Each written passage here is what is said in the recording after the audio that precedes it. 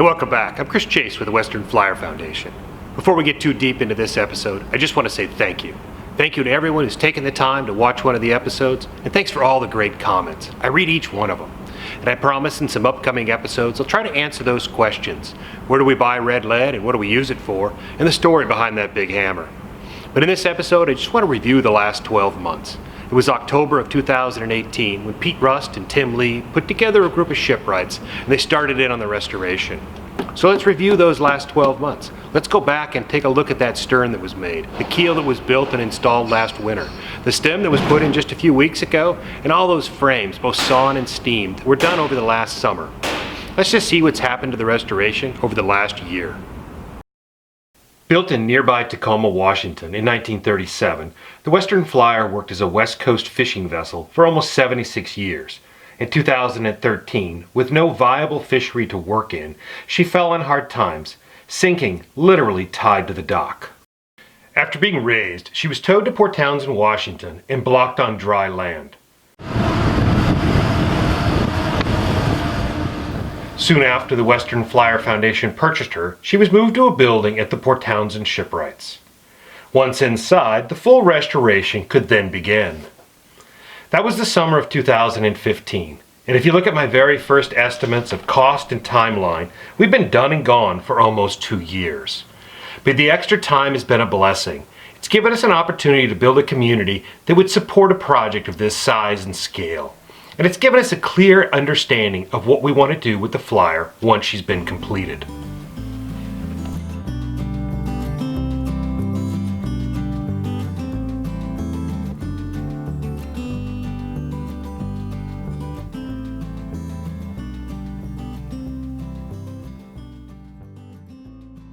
Like I said in the opening, the project really got started in the fall of 2018. But the real milestone in the project was in the spring of this year when they removed the house from the deck structure. To accomplish this, the bolts and tie rods holding the house down to the deck would need to be cut and carefully removed. Simultaneously, a facsimile of the existing deck would be built on the ground next to the Flyer, something that would allow the house to be lowered down and set securely, causing no further damage to the structure.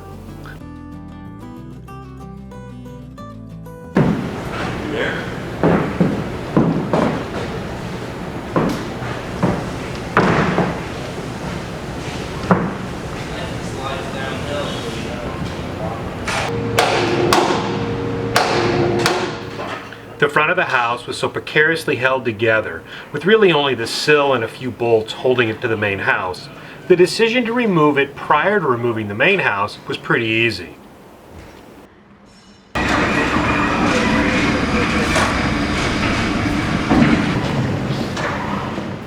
To give you a little insight into this isn't a common thing, to remove a house off a deck of a boat with the idea of preserving it and putting it back on.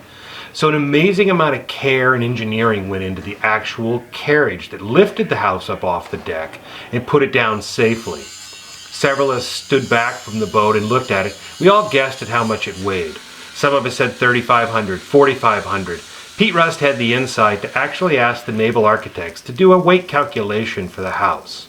That came back at about 7,500 pounds, and they engineered a carriage appropriate to lift that much weight. When the day came to lift the house off the boat, they put it down safely. They took the time to actually weigh it once it was on the ground, and the actual house weight was 11,000 pounds. Not offshore. We had to be before He said, "Oh, I forget that's too heavy." Well, that weighs almost 2,000. The house weighs 6,000. Maybe Jordan will stand there.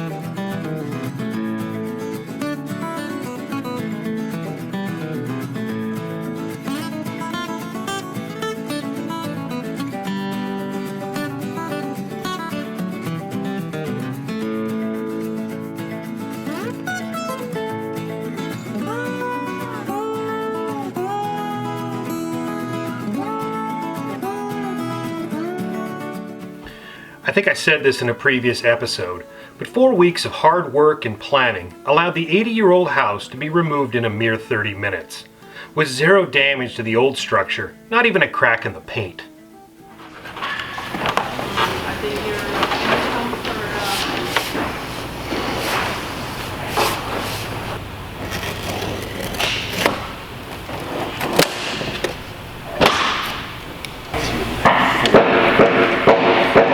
There, so that would tell us it'd be like that. Does that make sense? Shear. I think this is like that.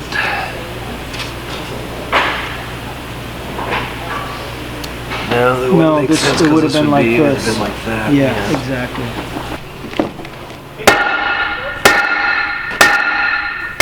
It was probably the coldest week of the year. I think we had just gotten about a foot of snow, which is pretty rare for Port Townsend, when Brad and Tim started in on the patterning first, and then ultimately the removal of the old stern.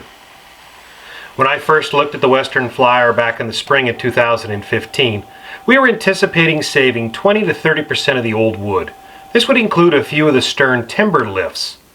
It was quickly evident that the entire stern had been heavily damaged with fresh water. It would need to be replaced.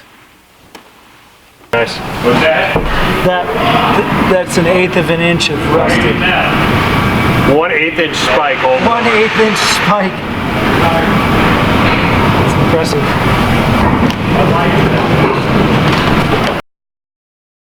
As Brad pushed on with the removal of the old stern, Tim started to put his lofting skills to work. Lofting is a term used by shipwrights to explain full-size drafting. Working with a pattern taken at the deck edge and the bevels all the way around that horseshoe, Tim was able to develop sections through the stern, which allowed him to ultimately create mylar patterns for each individual lift or timber in the stack. These mylar patterns were used to transfer that information from the loft floor to each individual timber where they could be cut out on the bandsaw and shaped.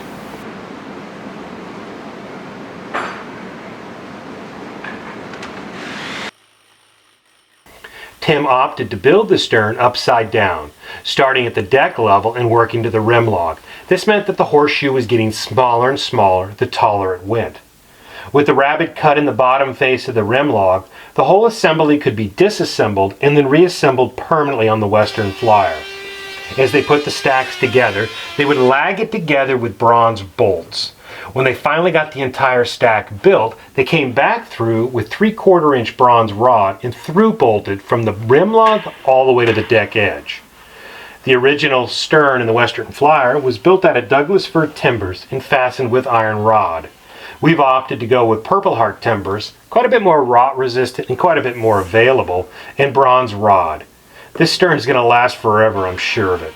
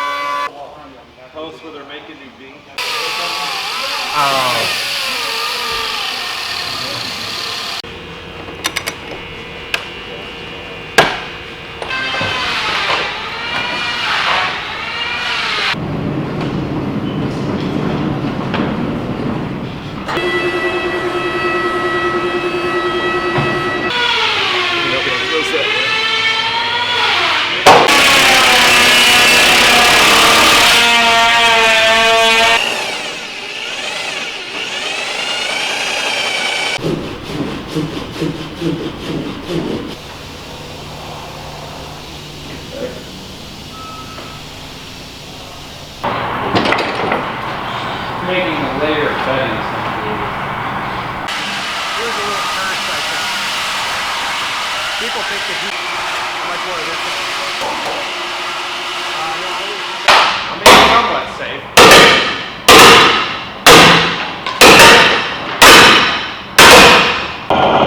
Full view, yeah.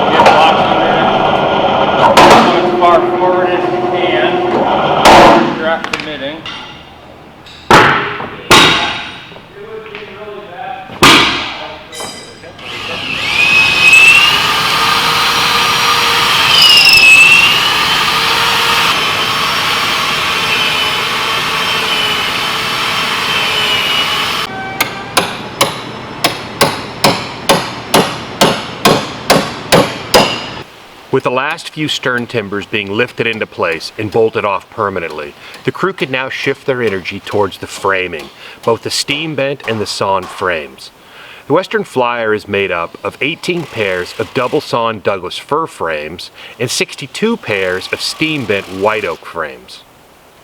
The sawn frames make up the last 20 feet of the structure, where the shape of the boat is quite a bit more exaggerated. The turn of the bilge is tighter, and it has an S shape or almost a wine glass return down to the keel.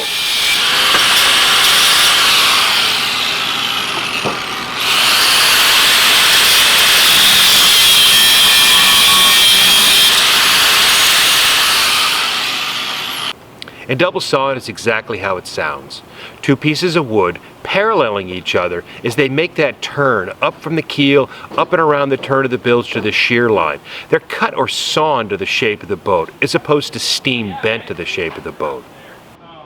Yeah, this one.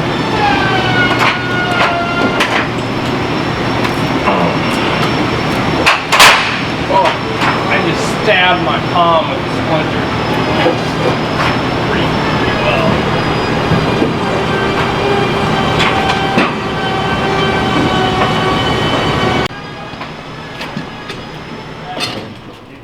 Corey.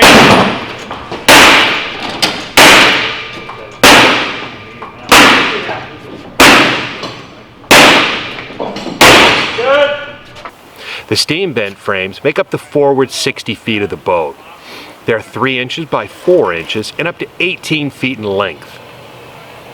One of the most common questions we get from visitors is, how long do you steam a piece of wood for? And I have to say, it's a relationship of species, moisture content, and thickness of board. The quick rule of thumb is 1 inch an hour.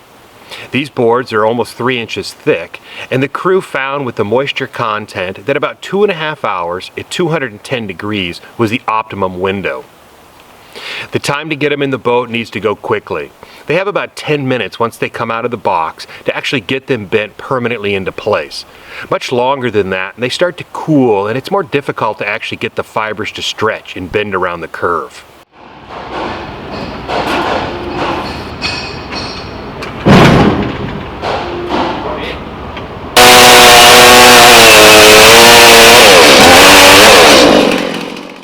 As we get to the end of this episode, I thought I'd try to address one of the most common statements I hear, either in person or on YouTube or in emails. It's, wow, there's not much left of the original boat. And you're right. She's an 80-year-old fish boat that spent a lot of time in the North Pacific, and she had very little maintenance done to her over those years. It's been a blessing and a curse. The blessing, we get to see exactly what she looked like when Steinbeck and Ricketts walked off her decks. And the curse is, there's been no maintenance done to her, so we get to do it all at one time. There's a lot of restorations out there, motorboats and sailboats that go by you every day, and those boats have actually very few original pieces of wood in them. Many of them have been replanked or reframed. They have new stems, new masts. Multiple repairs have been done over the course of their lives. We just end up getting to do it all at one time.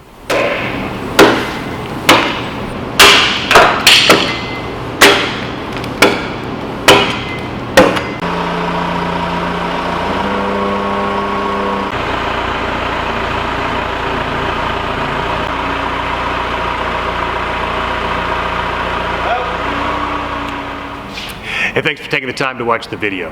I sure enjoy making these videos, and I enjoy sharing the project with everybody. And if you're out in the Port Townsend area, make sure you stop by the Shipwrights Co-op. They're more than gracious enough to allow visitors during working hours to come through one of the side doors and go up onto a viewing platform up above the boat. It's a great way to view the project. And if you're looking for updates in between each episode, you can always go to our website, westernflyer.org, or my Instagram account, Chase Boat Builder. Thanks again for watching.